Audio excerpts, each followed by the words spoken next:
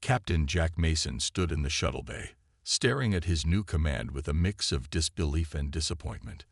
The HSF Perseverance floated in the space dock, its hull marked with patches of rust and mismatched repair plates. Next to the sleek, modern warships surrounding it, the Perseverance looked like it belonged in a museum, not on the front lines of humanity's defense. "They can't be serious," he muttered. "I'm afraid they are, Captain," said a voice behind him. Admiral Blake approached, his uniform crisp and his face stern. "The Perseverance is yours." Mason turned to face his superior. "With all due respect, sir, this ship is ancient. What am I supposed to do with it?" "Your orders are simple. Take the Perseverance to the edge of the Arcturus sector and patrol. Make yourself visible to enemy scanners, then disappear." The Admiral's expression didn't change. "The Crawl are planning something big. We need all our best ships for the main defense, but we also need distractions." Mason understood immediately. "We're bait." Admiral Blake didn't confirm or deny it. He simply handed over a datapad with the official orders. "Your crew arrives in 2 hours. Good luck, Captain." With that, he turned and left. Mason looked back at the ship. The Perseverance was one of the first warships built after humans reached the stars. For 50 years, it had gathered dust in the reserve fleet. Now, with the Crawl Empire pushing at the borders of human space, even this relic had been called back to service. 2 hours later, Mason watched as his new crew filed into the ship's main briefing room. Their faces told him everything he needed to know.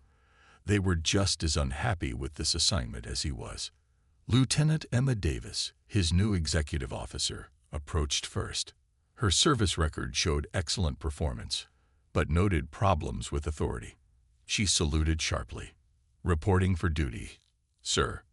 "Welcome aboard the Perseverance, Lieutenant." "Is that what this rust bucket is called?" said a tall man with grease-stained hands. "I thought we were assigned to a ship, not a floating junkyard." Mason raised an eyebrow. "And you are?" "Chief Engineer Tom Wilson." The man didn't salute. "Sorry about the hands. I was checking the engine room. It's worse than it looks from outside." Before Mason could respond, 2 more officers stepped forward. "Communications Specialist Lisa Reed, sir." "Weapons Officer Marcus Jones, reporting for duty." Mason nodded to each of them. Reed was young, barely out of the academy. Jones was older, with the hard eyes of someone who had seen combat. Both had notes in their files about attitude problems, despite excellent technical skills. "Let me be clear," Mason said, addressing the room. "None of us chose this assignment. We're here because Fleet Command needed somewhere to put us. They gave us a ship no one wants for a mission no one else would take." He activated the holographic display in the center of the room, showing their patrol route along the edge of human space. "Our orders are to patrol the border of the Arcturus sector, making ourselves visible to enemy sensors, then using the asteroid fields to disappear and reappear elsewhere. In simple terms, we're a decoy." The room was silent for a moment before Wilson spoke up. "So they expect us to play hide and seek with the Crawl in this ancient ship. We'll be lucky if the engines don't fail when we try to run." "That's why we have you, Chief Engineer," Mason replied. "I've read all your files. Each of you is here because someone in the fleet wanted you gone. Too many questions, too many suggestions, too much thinking for yourselves." He looked around the room. "That's exactly what I need on this mission." Over the next week, the crew worked to make the Perseverance space-worthy. The ship groaned and protested as systems that had been dormant for decades were brought back online. Every repair seemed to reveal 3 more problems. On the 7th day, Mason was on the bridge when Wilson called him to the engine room.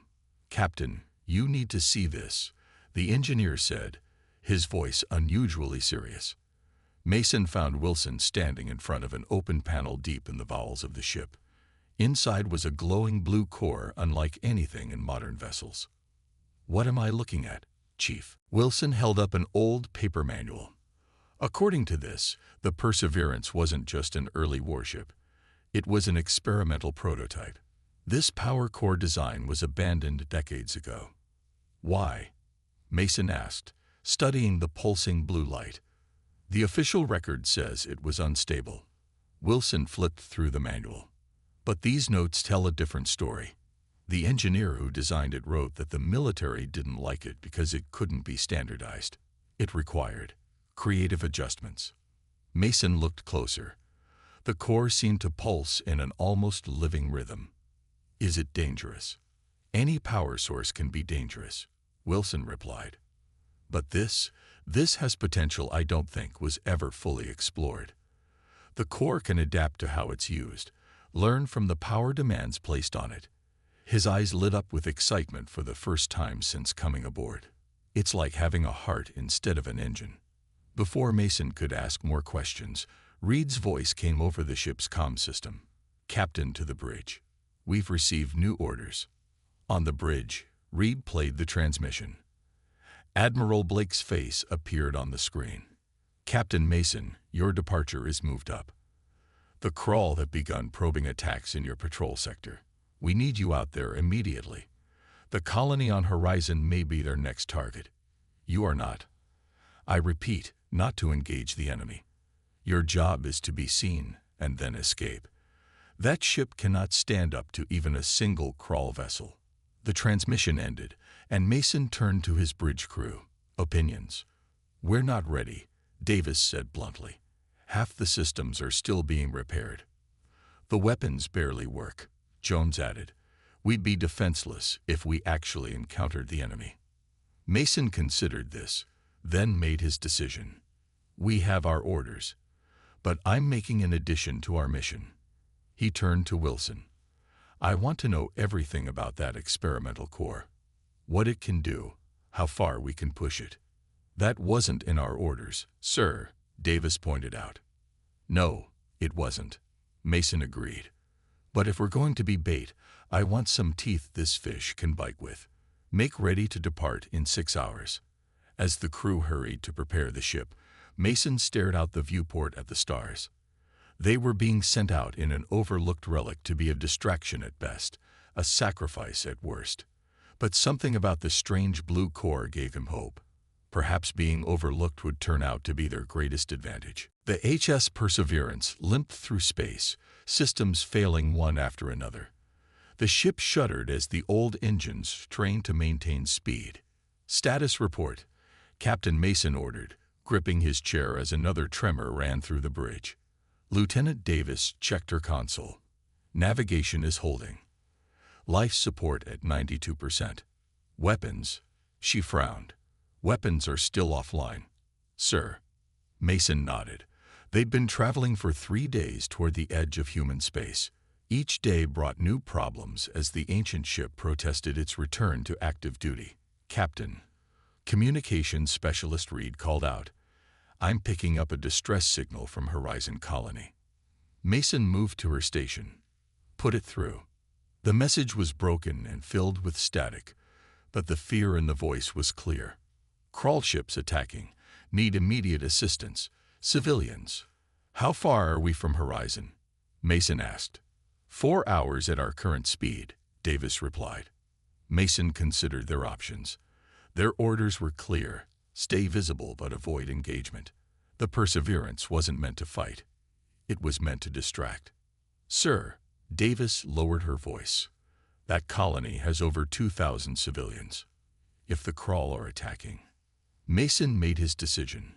Set course for Horizon, maximum speed. The engines won't like that, Davis warned. Then they can complain to me personally. Mason opened the ship-wide comm. Wilson, I need those engines pushed to their limit. We're responding to a distress call. In the engine room, Chief Engineer Wilson wiped sweat from his brow. You hear that? The captain wants more speed. He addressed his small team of engineers who were already working frantically. Jenkins, reroute power from the unused decks. Phillips, bypassed the safety regulators on the cooling system. As they worked, Wilson kept glancing at the experimental core. Since discovering it, he'd spent every spare moment studying the old manual. What he found fascinated him. The core wasn't just a power source. It was designed to adapt, to learn from how it was used. "Sir," Jenkins called, "if we push the engines any harder, we risk a complete burnout." Wilson looked at the core again, then made a decision. "Help me with this panel. We're going to try something new." 3 hours later, the Perseverance dropped out of faster-than-light travel near Horizon Colony. The scene before them was grim. 2 crawl warships orbited the small mining colony, firing methodically at its defenses.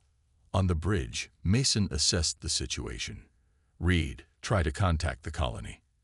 "Davis, what's our weapons status?" "Still offline, sir," Davis replied. "And our shields are at minimum capacity." Mason frowned. They had arrived too late to be a distraction, and too early to be properly prepared. Before he could issue new orders, the ship's comm buzzed. "Captain," Wilson's excited voice came through.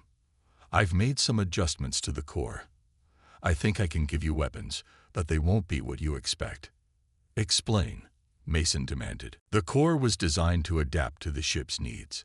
I've channeled some of its energy directly to the weapons systems, bypassing the standard power grid."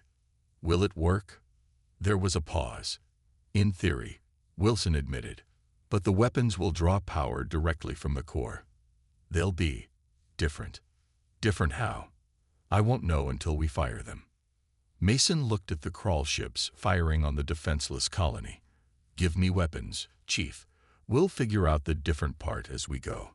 At that moment, Reed called out, "Captain, I've reached the colony. They have civilians in emergency bunkers, but their defenses are failing. And, sir, the crawl ships have spotted us. They're changing course." The larger of the 2 enemy vessels turned toward the Perseverance, its weapons charging. "Wilson, I need those weapons now," Mason ordered. "Online, sir," Jones reported from the weapons station, looking surprised. "But the targeting system is showing unusual readings." "Target the lead crawl ship," Mason commanded. Jones entered the commands. "Targeting locked. Firing." The Perseverance shuddered as energy surged through its ancient weapons. Instead of the standard energy blasts, a pulse of blue light shot from the ship's main cannon. When it hit the crawl vessel, it didn't explode or punch through the hull as expected. Instead, the blue energy spread across the enemy ship like a web, clinging to its surface. For a moment, nothing happened. Then, the crawl ship's lights flickered and went dark. It drifted, powerless. "What just happened?" Mason asked, staring at the screen. "The core," Wilson's voice came through, filled with awe. "It didn't just power the weapons. It changed them. That pulse was pure adaptive energy. It read the crawl ship's systems and shut them down." The second crawl vessel fired at the Perseverance. The old ship rocked under the impact. "Shields down to 40%, Davis reported. "We can't take many more hits like that." "Jones, target the second ship," Mason ordered. The blue pulse fired again, enveloping the second crawl vessel. Like the first, its systems failed, leaving it drifting in space. "Both enemy ships neutralized," Jones reported, disbelief in his voice. Mason leaned back in his chair, processing what had just happened. Their outdated, overlooked ship had just disabled 2 modern crawl warships with ease. "Wilson, get up to the bridge," he ordered. "I want to know exactly what you did to that core." While they waited for the engineer, Mason ordered Reed to contact the colony and Davis to scan for any additional crawl ships. The colony leaders were shocked and grateful when they learned the identity of their rescuers. Wilson arrived on the bridge looking exhausted but excited. "Captain, what we just witnessed was exactly why the military abandoned this technology. The core doesn't just provide power. It learns, adapts, and creates solutions based on the ship's needs." "Why would anyone abandon such a powerful technology?" Davis asked. Wilson grinned. "Because it can't be standardized. It adapts differently for each ship, each crew.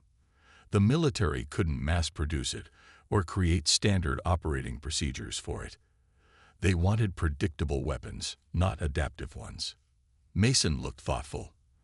"And that's why the core responded the way it did. It created a weapon based on our current situation. Exactly, Wilson confirmed. The core sensed we needed to disable the enemy without destroying them or risking the colony. So it created an energy pulse that targeted their power systems. Before they could discuss further, Reed interrupted. Captain, I'm detecting multiple ships entering the system. Long-range scans suggest it's a crawl battle group. At least 8 warships. The bridge fell silent. They had managed to disable 2 enemy ships, but 8 was another matter entirely.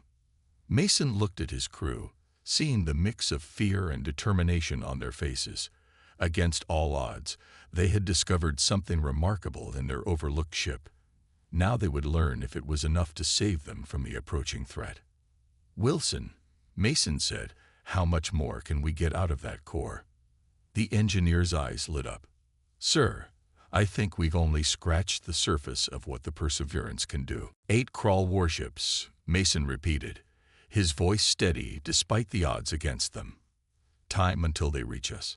2 hours, sir, Reed answered, her fingers flying over her console. Mason turned to Wilson. Tell me more about this core. What are its limits? The engineer ran a hand through his hair. That's the thing, Captain. I don't know. The manual suggests the core grows stronger with use. Those 2 ships we disabled that hardly strained it. Could it handle 8 ships? Davis asked the question everyone was thinking. Wilson hesitated. Maybe, but not all at once. The core needs time to adapt between major energy releases. Mason stood and walked to the main viewport, looking at the disabled crawl ships floating in space. An idea began to form in his mind. The crawl don't know what we did to their ships, he said slowly. From a distance, it would look like they're just waiting. He turned back to his crew. And the crawl don't know what the Perseverance can do. All they see is an old human ship that should be no threat at all. Davis caught on immediately. You want to set a trap. Exactly. Mason moved to the tactical display. Reed, open a channel to the colony. When the colony leader appeared on screen, Mason explained his plan. We need to evacuate as many of your people as possible in the next 2 hours. Send them in small groups to these coordinates.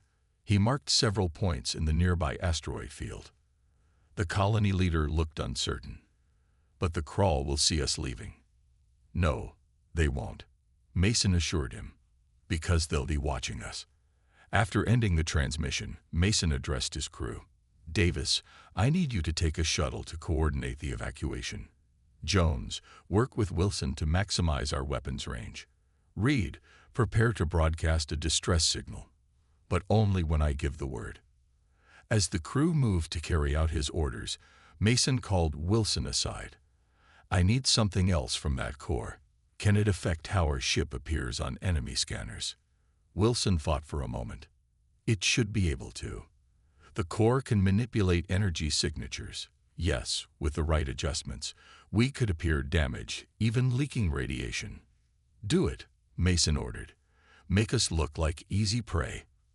For the next hour, the Perseverance hovered near Horizon Colony, gradually drifting toward the asteroid field. From the outside, it looked like a crippled ship, its power fluctuating. Meanwhile, small shuttles slipped away from the colony, carrying civilians to hiding places among the asteroids. On the bridge, Mason watched the enemy fleet's approach on the long-range scanners. Status report, he called. Evacuation is 60% complete, Reed reported.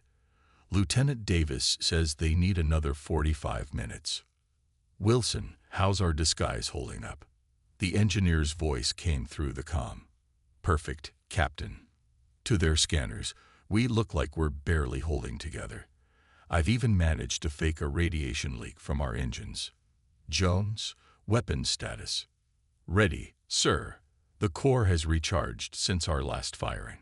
Mason nodded, satisfied. Now we wait. The crawl fleet dropped out of faster-than-light travel at the edge of the system. 8 sleek, black ships, each bristling with weapons. They moved in a perfect formation, heading straight for Horizon Colony. They've spotted us, Reed announced. They're scanning the Perseverance. "Everyone hold steady," Mason ordered. "Let them come to us." On the lead crawl ship, Commander Drez observed the human vessel on his view screen. It was an ancient model, clearly damaged, possibly from fighting the 2 scout ships he'd sent ahead. Those scouts should have reported back hours ago. "Scan that ship again," he ordered his crew. "Something doesn't feel right." Scans show minimal power, fluctuating life support, and a radiation leak from their main engine, his sensor officer reported. "They appear to be crippled, Commander." Drez tapped his claw-like fingers on his command chair. "And the colony?" "Minimal life signs. Many seem to have moved to underground shelters." This was too easy. Drez had fought humans before. They were stubborn, resourceful fighters. "Send 2 ships to secure the colony. The rest will deal with that vessel." Back on the Perseverance, Mason watched as the Crawl fleet split. "They're suspicious," he noted. "Reed, now. Send the distress call." Reed broadcast on an open frequency. "This is HFY Perseverance. We have multiple system failures after engaging Crawl forces. Request immediate assistance. Radiation leak in our engine core is critical. Cannot hold position much longer." The message was calculated to sound desperate and to explain their apparent condition. It was also sure to catch the attention of the approaching Crawl. "2 ships heading for the colony," Jones reported. "The other 6 are coming for us." Mason's jaw tightened. "Wilson, can we disable 2 ships at once with the core?" "Yes, sir. I've modified the weapons to create a wider energy pulse." "Good. Jones, target the 2 ships heading for the colony. Fire when ready." The Perseverance's weapons powered up, drawing energy from the experimental core. The blue pulse shot out, splitting into 2 tendrils that wrapped around the Crawl ships. Both vessels went dark, drifting off course. On Drez's ship, alarms blared. "2 of our vessels have lost power," his tactical officer shouted. Drez stood, anger flaring. "All ships, full attack on the human vessel. Now." The remaining 6 Crawl warships accelerated toward the Perseverance, weapons charging.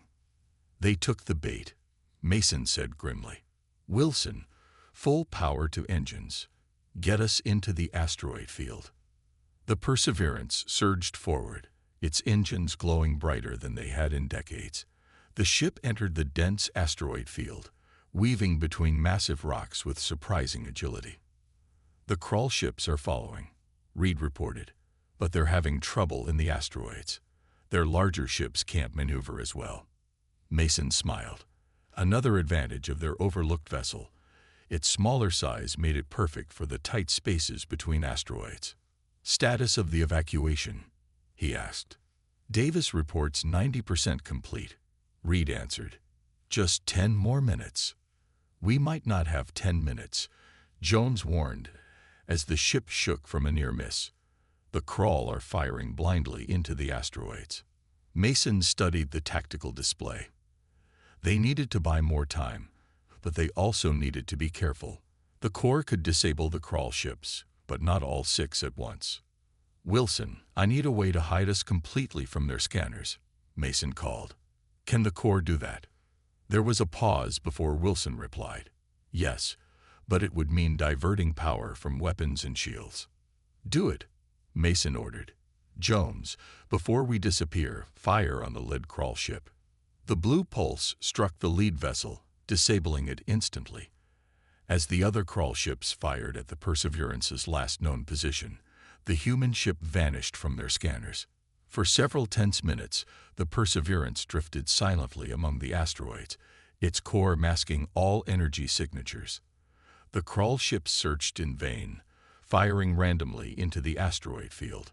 Finally, Reed received the message they'd been waiting for. "Evacuation complete, Captain. All civilians are safely hidden." Mason nodded, relief flooding through him. But they weren't safe yet.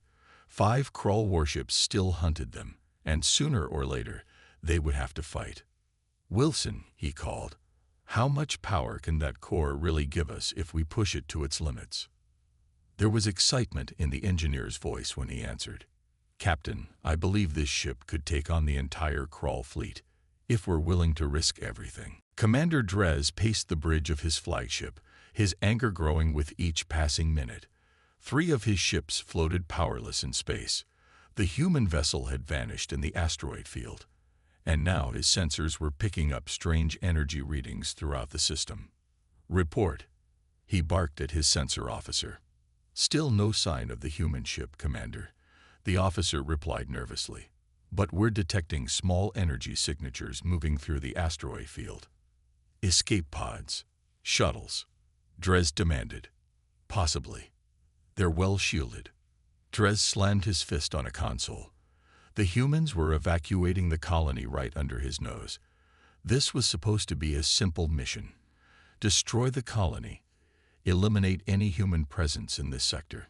Instead, he was being outmaneuvered by a single outdated human vessel. "Continue searching for that ship," he ordered, "and send our 2 remaining scouts to hunt down those energy signatures in the asteroids." On the Perseverance, Mason and his crew monitored the Krall's movements from their hiding place deep in the asteroid field. The ship's experimental core hummed quietly, masking their presence from enemy scanners. "They're sending ships after the evacuation shuttles," Reed reported, concern evident in her voice. Mason nodded grimly. "Davis, status." Lieutenant Davis's voice came through the comm system from her position with the evacuees. "We've got everyone hidden in the old mining tunnels, Captain, but our shields won't hold against a direct assault." Mason turned to Wilson. "It's time. Tell me about pushing the core to its limits."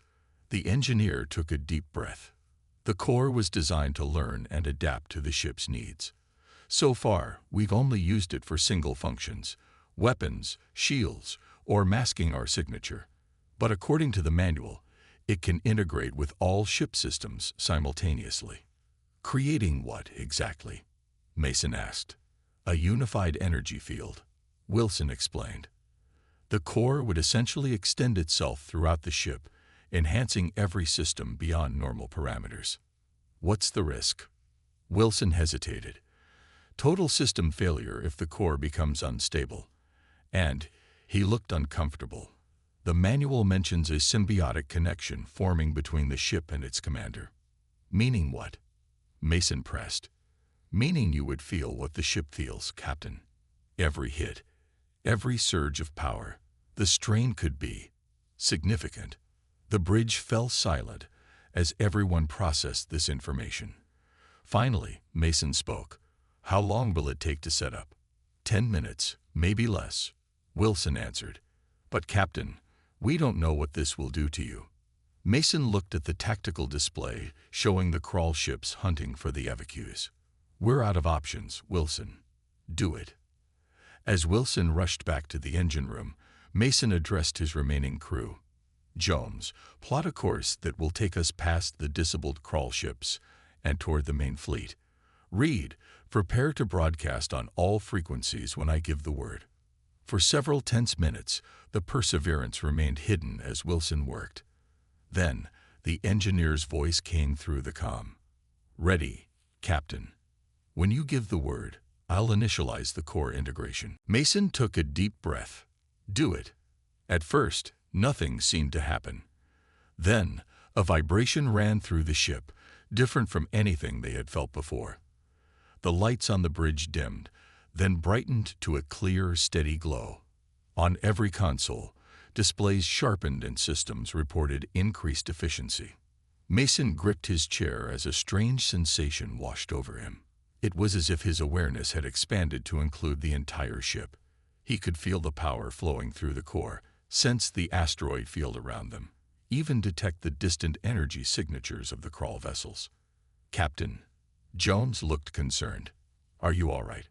Mason nodded slowly, adjusting to the strange connection. "I can feel the ship," he said quietly. "It's amazing." He straightened in his chair, newfound confidence flowing through him. "Drop the masking field. Full power to engines. Take us straight at the Krall fleet." The Perseverance shot out from its hiding place, moving with speed and grace that belied its age. As they passed the disabled Krall ships, Mason could sense their power systems slowly recovering. "Jones, disable those ships again as we pass," he ordered. Blue energy pulsed from the Perseverance, wrapping around the 3 disabled vessels, ensuring they remained powerless. On Drez's flagship, alarms blared. "Commander, the human ship has reappeared." Drez spun to face the view screen. The old human vessel was approaching at high speed, its hull glowing with an eerie blue light. "All ships, concentrate fire," he commanded. The 5 remaining crawl warships turned, their weapons arrays charging. Green energy beams lanced out, converging on the Perseverance. Mason felt the impacts as if they were striking his own body, but the pain was distant, manageable. The ship's shields, enhanced by the core, absorbed the blasts with minimal damage. "Reed, broadcast now," Mason ordered. Reed opened all communication channels. "This is Captain Jack Mason of the HSS Perseverance to Crawl Fleet. You have violated human space and attacked a civilian colony. We offer you one chance to withdraw." Drez's harsh laugh filled the Perseverance's bridge as he responded. "One chance. Your single outdated vessel against 5 of our warships. Your arrogance is amusing, human." Mason smiled. "I wasn't finishing. We offer you one chance to withdraw, before we demonstrate what this outdated vessel can really do." He cut the communication and turned to Jones. "Target their lid ship. Full power to weapons." The Perseverance's weapons charge, drawing deeply from the core. Mason could feel the energy building, far more powerful than their previous attacks. When Jones fired, a massive pulse of blue energy shot forth, engulfing Drez's flagship completely. For a moment, the crawl vessel was outlined in blue light. Then, explosions rippled across its hull as systems overloaded and power conduits ruptured. The ship didn't just lose power, it began to break apart. On the remaining crawl ships, crews watched in horror as their commander's vessel disintegrated. Before they could react, the Perseverance was moving again, faster than should have been possible. Blue energy lashed out once more, catching 2 more crawl ships. They didn't explode like the flagship, but their systems failed catastrophically, leaving them drifting and defenseless. The final 2 crawl vessels turned to flee, accelerating away from the Perseverance. "Should we pursue, Captain?" Jones asked. Mason considered for a moment, then shook his head. "Let them go. They'll carry the message better than we could." As the adrenaline of battle faded, Mason became aware of a growing pain throughout his body. The strain of the connection with the ship was taking its toll. He could feel the core's energy coursing through him, powerful, but increasingly difficult to control. "Wilson," he called, his voice strained. "We need to dial back the core integration." "Working on it, Captain," Wilson replied. "But the core seems reluctant to let go. It's found a perfect match in you, and the ship." Mason gripped his chair tighter as another wave of pain washed over him. Through his connection to the ship, he sensed something new. Human vessels dropping out of faster-than-light travel at the edge of the system. Reinforcements had finally arrived. As darkness began to creep into the edges of his vision, Mason gave one final order. "Reed, contact the fleet. Tell them, mission accomplished." Then Captain Jack Mason slumped in his chair as the blue glow that had suffused the Perseverance slowly faded to a gentle pulse, the experimental core finally releasing its hold on both ship and captain. Captain Jack Mason opened his eyes slowly, blinking against the bright lights of the medical bay. His body felt heavy, as if he had been asleep for days.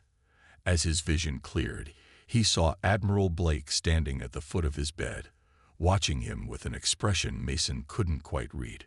"Welcome back, Captain," the Admiral said. "You've been unconscious for 3 days." Mason tried to sit up, but found he lacked the strength. The Perseverance. "My crew." "Your crew is fine," Blake assured him. "As for your ship," he paused. "It's been the talk of the entire fleet." Memories flooded back. The experimental core, the connection he had felt with the ship, the battle against the crawl fleet. Mason could still sense a faint echo of that connection, like a phantom limb. How bad was it? Mason asked. The Perseverance is intact, though your engineer has been working non-stop to stabilize that core of yours.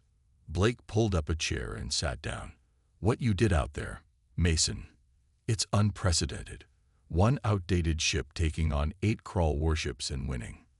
The door to the medical bay slid open, and Mason's crew filed in. Davis, Wilson, Reed, and Jones all looked tired but relieved to see their captain awake. The gang's all here, Mason said with a weak smile. Wilson stepped forward. Sir, the core has stabilized, but it's changed. It seems to have imprinted on you somehow. The ship's systems won't respond fully to anyone else. Admiral Blake cleared his throat. Which brings us to the reason for my visit. He stood and paced the small room. Fleet Command is divided on what to do with the Perseverance. Some want to study the core, possibly remove it for research. Others want to decommission the ship entirely, concerned about technology we can't fully control. Mason felt a surge of protectiveness that surprised him. And what do you think, Admiral? Blake stopped pacing. I think we just witnessed something remarkable. A ship that was overlooked, a crew that was cast aside, and a captain who found a way to use both to achieve the impossible. He looked at each member of the crew. The crawl had been pushing at our borders for years. Now, for the first time, they're pulling back. The 2 ships that escaped your battle have spread the word. The Crawl Empire is in disarray, different factions arguing over how to respond to this new threat. New threat? Reed asked. The legend of the ghost ship, Blake explained. A human vessel that can disable or destroy an entire fleet with weapons unlike anything seen before. The story has grown with each telling. Mason looked at his crew, pride filling him. So what happens now, Admiral? That's what I came to discuss. Blake pulled out a datapad. I'm offering you and your crew a choice. You can return to regular fleet duty, with promotions all around, of course. Or, he hesitated, you can continue as you are, with a special designation outside the normal chain of command. You want us to be your secret weapon, Davis said bluntly. Blake nodded. The Perseverance has proven itself, and so have all of you. We need ships and crews that can think outside standard protocols. Wilson laughed. Isn't that exactly why you sent us away in the first place? Because we didn't follow standard protocols. Sometimes the military needs a reminder of what we're fighting for, Blake admitted.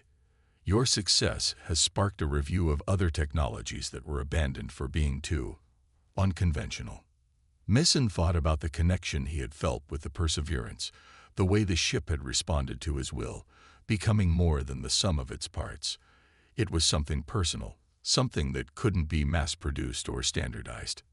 If we accept this special designation, he asked, will my crew stay together? Will we keep the Perseverance? Yes to both, Blake confirmed, with some upgrades to the ship's basic systems, of course. That core of yours deserves a better housing than a rusting hull. Mason looked at his crew. It's your decision too. We faced those odds together. One by one, they nodded. Davis spoke for all of them. The Perseverance is our home now, sir. And this crew is our family. A month later, the newly refitted ASS Perseverance prepared to leave space dock. Its hull had been reinforced, its basic systems upgraded, but its heart, the experimental core, remained unchanged. From the outside, the ship still looked older than the vessels surrounding it, but there was a subtle difference in how it moved, a grace and power that belied its appearance. On the bridge, Captain Mason settled into his command chair. His recovery had been slow, the doctors unable to fully explain how his connection with the ship had affected his physiology. But as the Perseverance powered up, he felt that familiar resonance, the core recognizing its partner. All systems ready, Captain, Davis reported from her station. Engineering reports the core is stable and responsive, Wilson added over the comm. Mason nodded. Reed, signal the fleet. The Perseverance is departing. As the ship moved away from the station, Admiral Blake's voice came through the comm. Good hunting. Perseverance.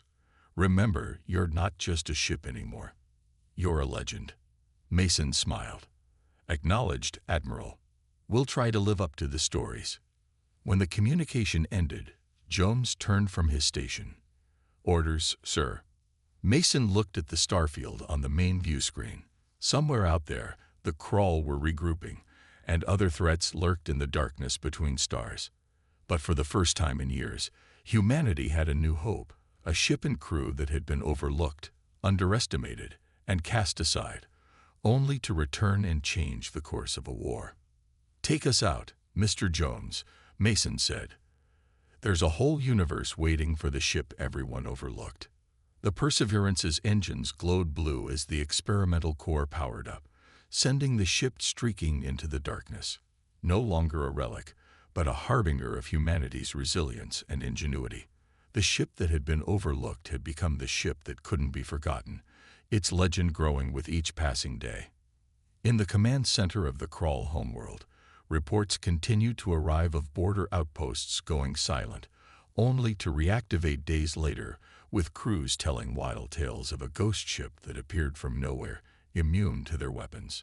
The High Command dismissed these stories as exaggerations born of fear and failure. But in the quiet hours, even they wondered about the truth behind the legend of the human vessel that had obliterated an Armada and disappeared back into the stars. They had overlooked humanity's potential once. It was not a mistake the Crawl Empire would make again.